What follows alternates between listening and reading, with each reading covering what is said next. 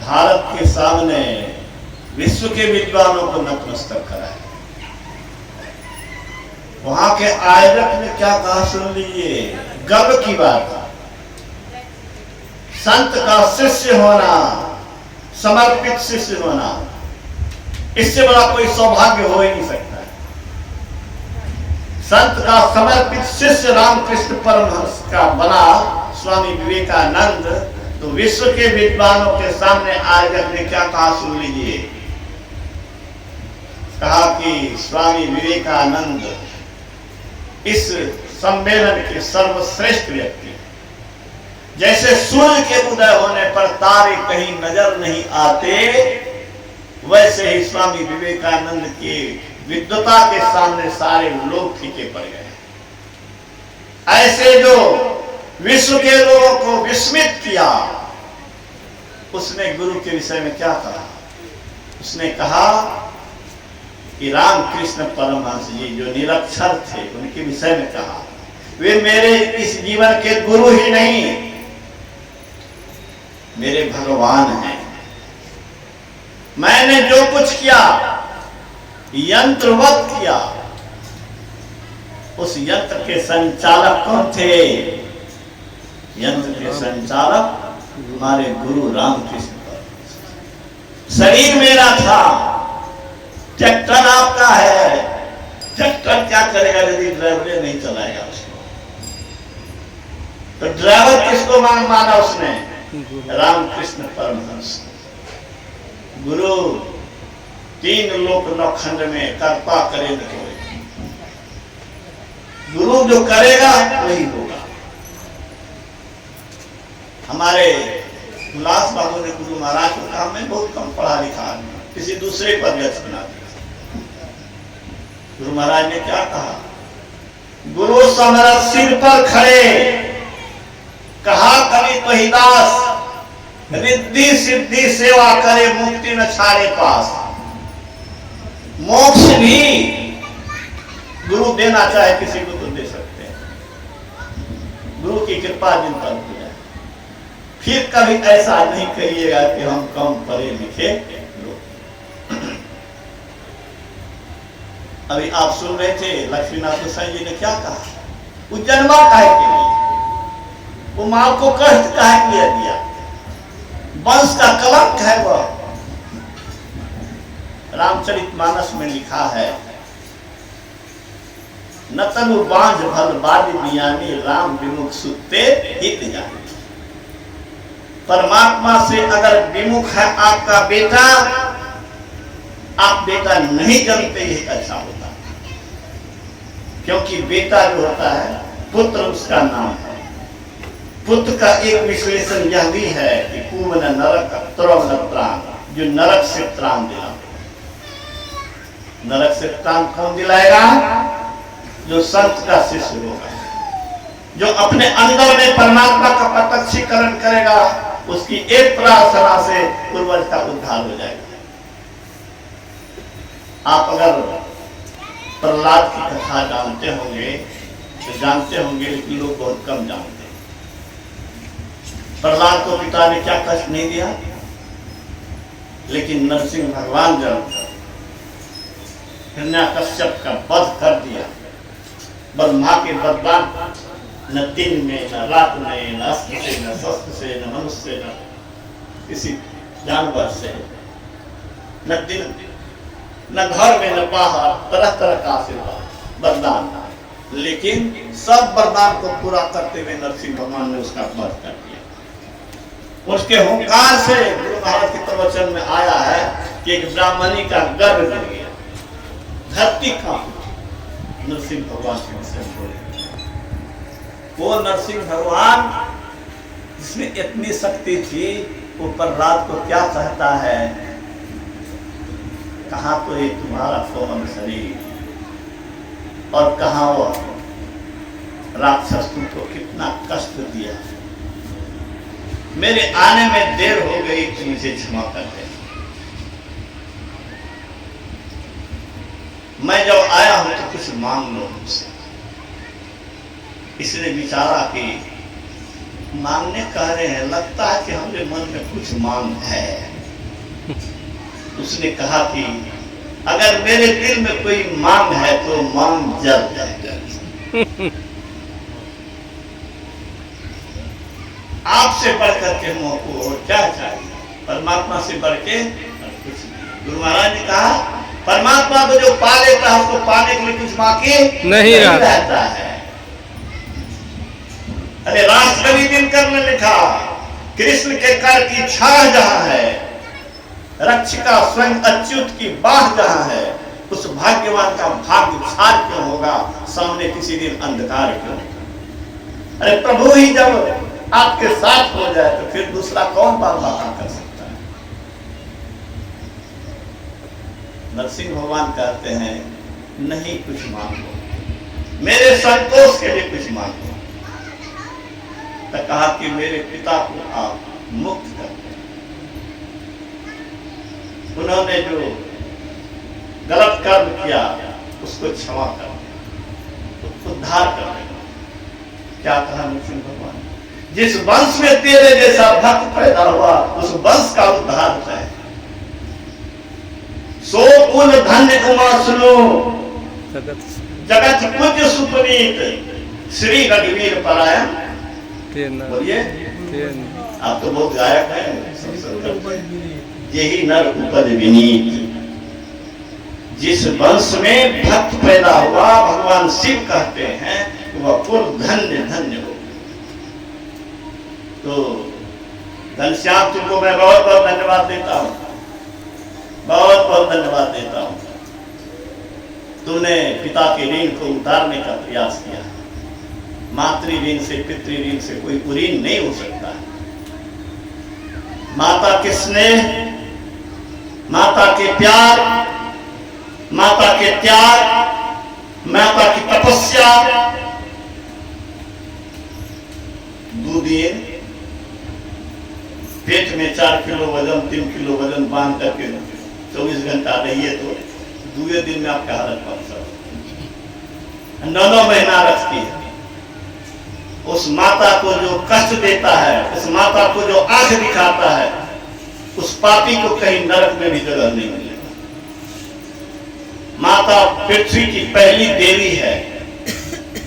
अफसोस आजकल की बहू जो आती है उस सौसे पर आंख दिखाती है, अब वो चाहती है कि हम अलगे रहे।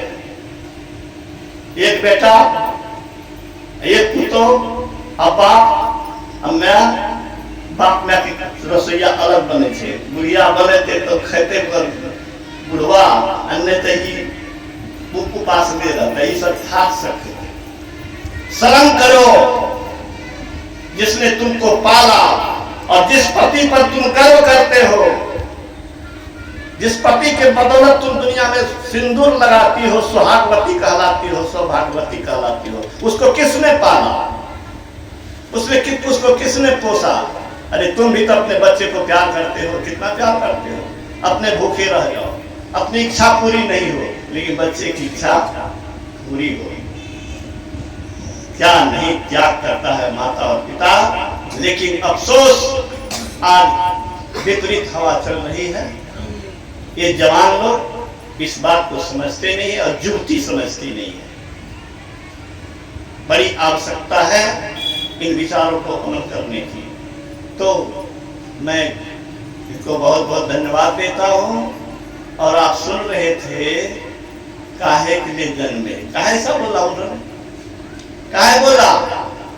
अपने अंदर में उस तत्व को पाया, जिस तत्व को पा लेने के बाद आदमी मुक्त हो जाता है। शरीर जल गया लेकिन बात कर रहे हैं मोक्ष की बात। आपको सुन रहे थे ना, मोक्ष का मतलब क्या होता है? मोक्ष का मतलब होता है शरीर में न आना। शरीर में आना ही दुख का कारण है। जो शरीर में नहीं रहेगा उसको जगने का डर है, उसको बीमारी का डर है, उसको एक्सीडेंट का डर है, उसको भूख है, उसको प्यास है। हम शरीर नहीं है, हम शरीर में रहने वाले हैं। याद रख लो, शरीर नहीं हो तुम, शरीर में रहने वाले हो। और शरीर रोगों का घर है, शरीर बीमारी का घर है। इस शरीर का क्या ठिकाना? अभी मस्ती मार रहे हो? कब शरीर में क्या हो जाएगा कोई ठिकाना नहीं है। बड़ी सुंदरी थी चारुदत्ता, महाराज की बड़ी प्यारी थी, सब महला मकान बना दिया था, सतखंडा भवन, बड़ी सुंदरी। लेकिन एक दिन उसने एक सन्यासी को देखा, उसके सुगठित शरीर को देखा, आकर्षक बदन, आकर्षक चेहरा, मोहित हो गई और कहता है क्यों इस शरीर को यूं ही बर्बाद कर रहे हैं? चलिए मेरे भवन में, आपकी दासी बनकर के मैं रहूं। अब राजा महाराजा जिनको कितना आदर दे, वह सुंदरी मोहित हो गई है युवक पर। युवक ने क्या कहा? सन्यासी युवक ने क्या कहा?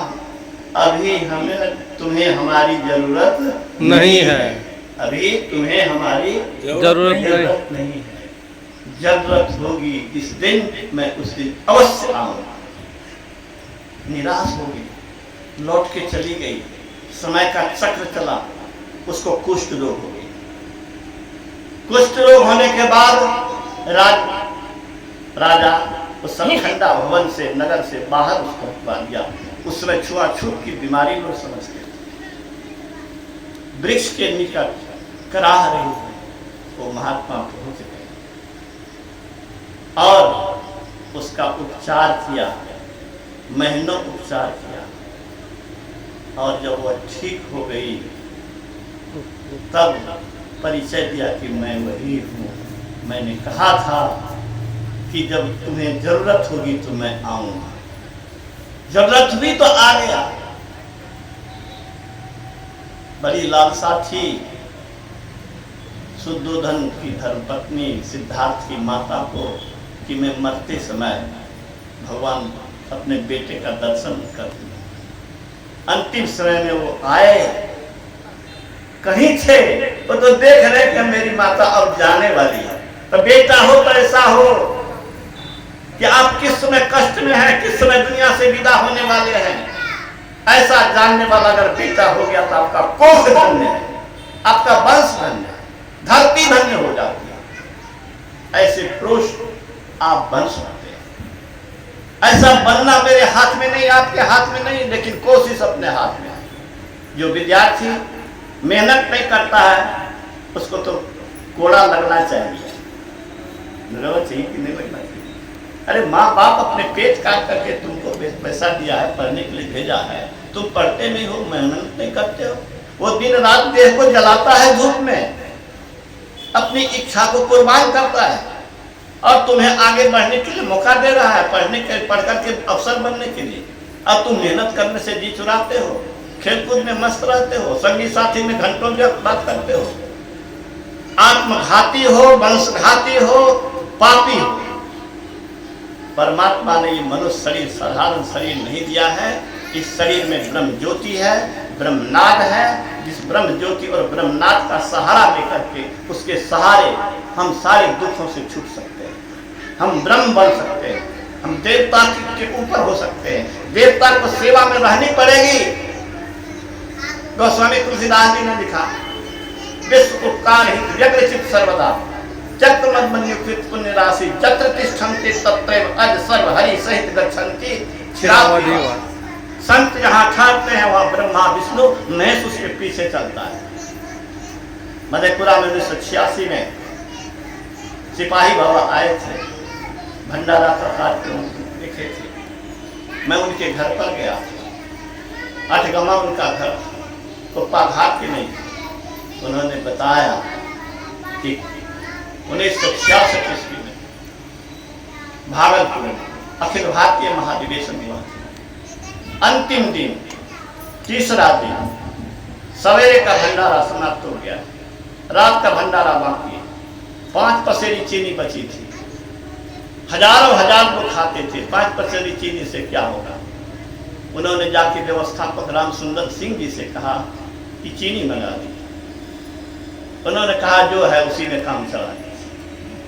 उनकी अनसुनी कर दिया। बड़े सीधे साधे व्यक्ति, गुरु महाराज ने कहा कि पूर्व जन्म में जगन्नाथपुरी में एक रसोईया था, भगवान जगन्नाथ के मंदिर का यह रसोईया था।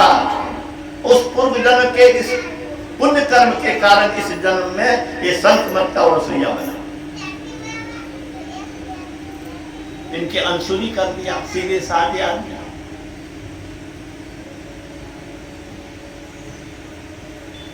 कहा मैं ध्यान करने गया, ध्यान क्या करूंगा, टेंट में था। पहले हम लोग जाते थे तो टेंट थी, फिर तो पंडाल जाता था, टेंट लोग लेते थे अपना सिर्फ। कहा मैं टेंट में ध्यान कर रहा था, ध्यान करेंगे क्या, वही मन में सोच रहे थे कि सब दिन दही पर चीनी चला और अंतिम में बिना चीनी के कैसे परसा जाए। मुसदंड व्यक्ति दो आया, आवाज दिया, सिपाही बाबा, सिपाही बाबा। मैं ध्यान पर से उठ के गया, कहा कि ये क्या बात है। कहा साहब ने ये जिलेबा भेजा, पहली बार हम जिलेबा शब्द सुना था। हमने कहा कि बाबा जिलेबा क्या होता है। कहा कि 4 जिलेबी की 1 जिलेबी बरखा जिलेबा, 2 टोकरा जिलेबा लाया था। पूछा कि किसने भेजा है। कहा नाम जान के क्या कीजिए, रात में भंडारा में खिलाइए ना। नाम नहीं बताया, वो चले गए। और सिपाही बाबा ने बताया कि हजारों थालियों में वो परस रहे हैं, लेकिन वो भंडार खाली नहीं हो रहा है। हम लोग स्कूल में पढ़े थे, शिक्षक पढ़ाए थे। एक माता गरीब थी, उसके गुरु के दक्षिणा में कुछ देना था, भोज भंडारा था और अंतिम दिन। कहा कि माँ मेरे गुरु का विदाई है, उसमें भंडारा में देना है। उसके पास कुछ नहीं था। कहा बेटे वो कृष्ण की भक्त थी। कहा जाओ भगवान कृष्ण से मांग लेना। कहा कहाँ रहते हैं। कहा जंगल में रहते हैं, जहाँ कोई नहीं रहता वहां वो रहते हैं। बच्चा था, विश्वास कर दिया और हृदय से पुकारा, हे भगवान कृष्ण कहाँ हैं, हम गुरु के यहाँ जाएंगे, हम कुछ दीजिए हमको, हम खाली हाथ कैसे जाएंगे। एक लोटनी दूध दिया। शिक्षक पढ़ाते थे, हम लोग को सुनाते थे, लोटनी का दूध ट्रंक में देते गया और लोटनी खाली होता नहीं था। ये तो सुना था। और सिपाही बाबा ने अपने जीवन में देखा। और सत्संग समाप्ति के बाद दूसरे दिन गुरु महाराज के पास कुप्पा घाट भागलपुर गया तो कहा कि गुरुदेव रात में ऐसा ऐसा हुआ है। गुरु महाराज ने क्या कहा, ये रिद्धि सिद्धि का काम है, अव्यक्त देवी का काम है जो इस व्यवस्था किया। ये सत्संग मामूली चीज नहीं है। मैंने कहा था घनश्याम को कि मेरे गुरु को सत्ता को, ईश्वर सत्ता को तुम आमंत्रित करना। वर्षा का मौसम देखिए ना कैसा है। हृदय से पुकार कीजिए, देवी देवता आपके पुण्य काम में, पुण्य काम में। कहावत है ना, जग करे क्या सुने, जग करे जगदीश नहीं सुने हैं। जग करे जगदीश हम लोग बचपन से ही सुनते आ रहे हैं।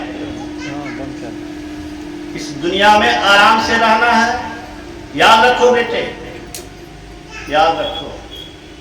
जहां कोई सहारा नहीं होता है वहां संत सहायता, वहां गुरु सहायता होती है। बहुत सी नारियों का चीर हरण, शील हरण, प्राण हरण हो रहा है ना।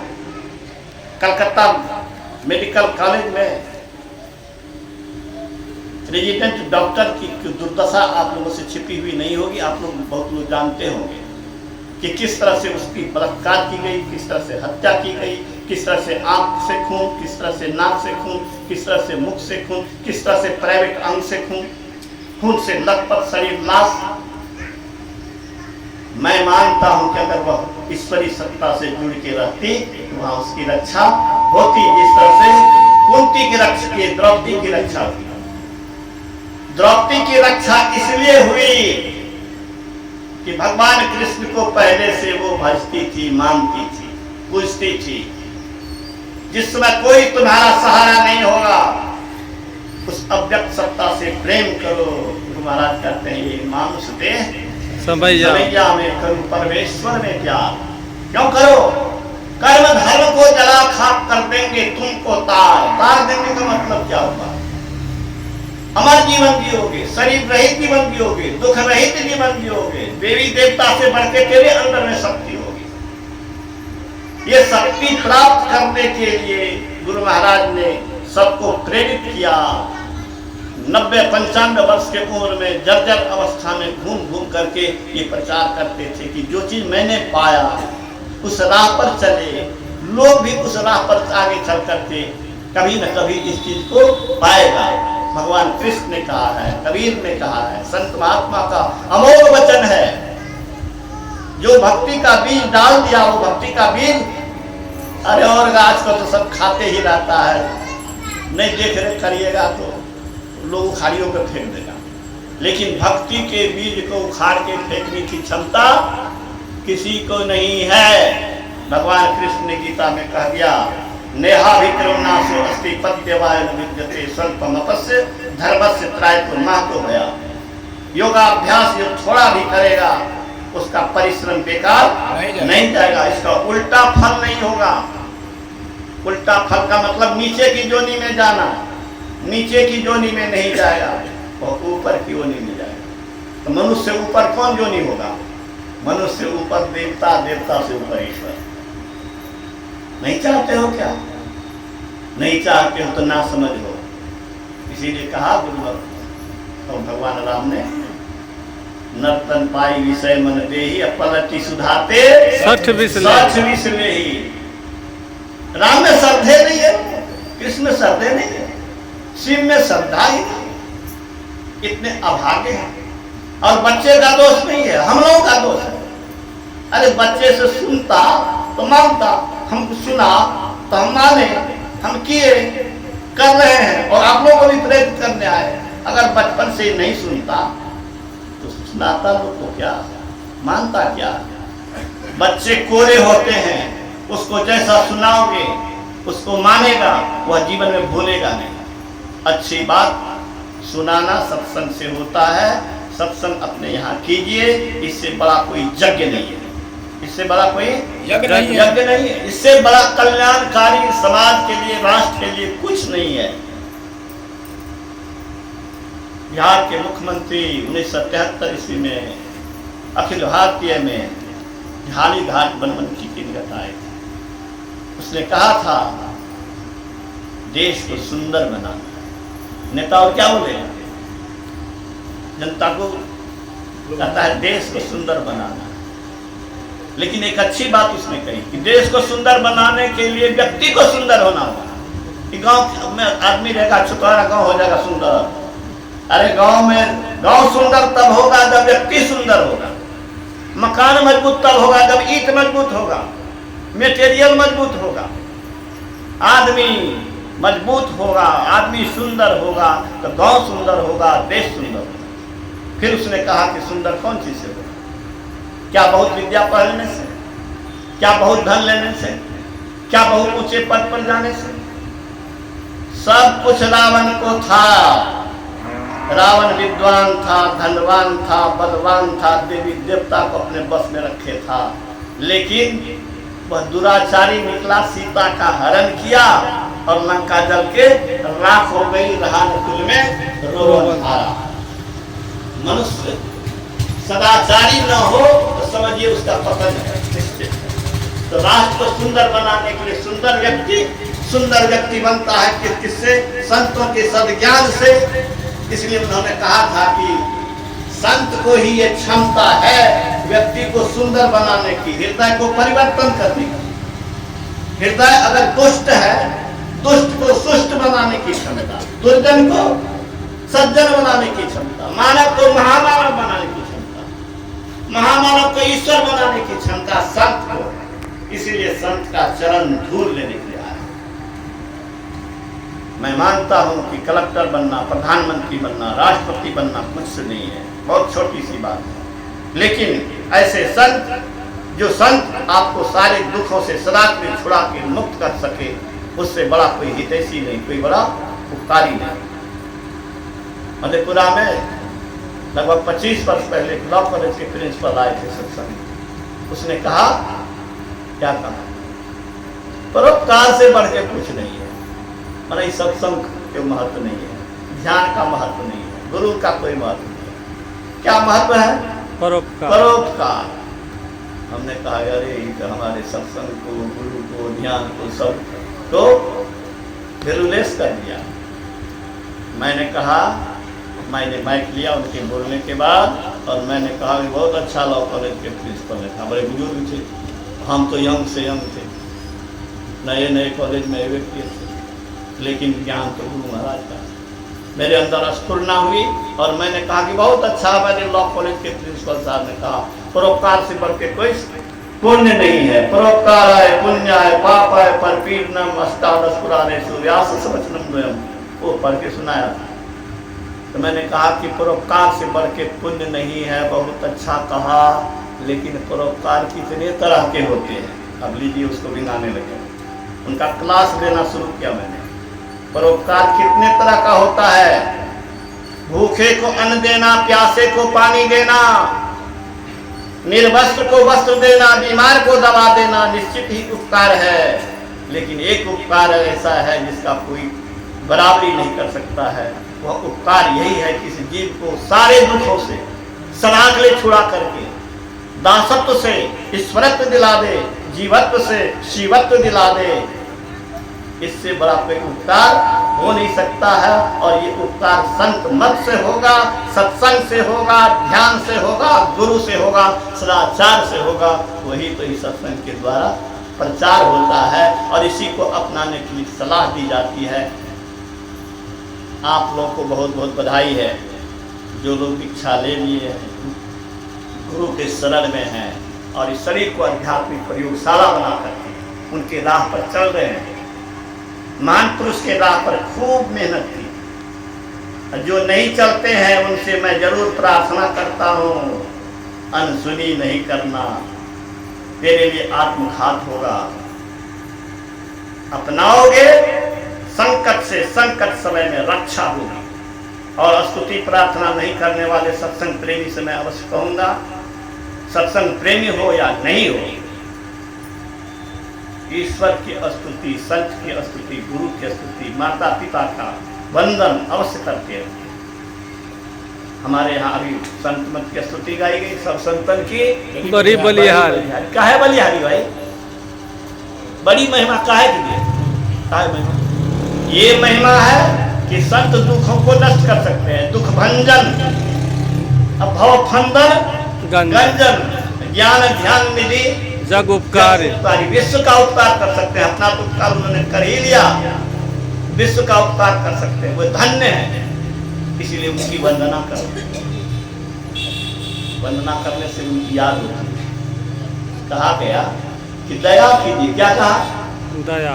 दया मांगा किसी भक्त ने, तो क्या कहा गुरु महाराज ने? कहा दया शब्द कैसे बना है? उलट दीजिए। दो में याद देने से दया होता है, याद कीजिए तो दया होगी। स्तुति करने से क्या होगी? बोले तो स्तुति करने से उनकी दया होगी, उनकी कृपा होगी, संकट में रक्षा होगी। अरे वैसे नहीं कह रहे हैं। आप पढ़ लीजिए इसी साहित्य अमृत संचयन में। गुरु महाराज के प्रिय भक्त, हनुमान की संज्ञा से विभूषित संत शिशु सूर्य महाराज का घर आनंदनगर प्रखंड में खापुर गांव। शुरू में कुछ सत्संग प्रेमी स्तुति प्रार्थना सुबह में करते थे, जो हम लोग करते हैं। गांव में हैजा आया, कितने परिवार उजड़ गए। एक परिवार में इतने व्यक्ति मरे कि गाड़ी को पर लाश को लाद करके अस्पताल ले गया।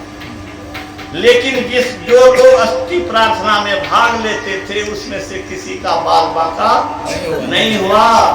तब जो व्यंग करने वाला था, जैसे हमको व्यंग किया था कि ऐख बन क्या की करे थे हो, वैसे ही वहां पर व्यंग करता था कि बोरे वो सबका मिलकर की गावत रहे थे। वो सबको हुआ कि अरे ये सत्संगी सबको बहुत बड़ा काम कर रहा है। उन लोग को भी प्रेरणा मिली। संत स्तुति, गुरु स्तुति बहुत ही लाभकारी चीज है। हम भी कभी करते थे, कभी नहीं करते थे। संत शिशु सूर्य जी ने हमको पढ़ के सुनाया गुरु महाराज का प्रवचन। क्या?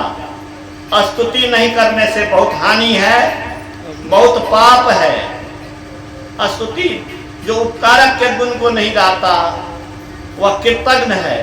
कृतज्ञ को हाथ में हिंसा का पाप लगता है। ये 2 शीर्षक वाला 2 प्रवचन गुरु महाराज का सुनाया। उस दिन से भोजन छूट जाए लेकिन प्रार्थना नहीं छूटे, ये संकल्प मैंने किया।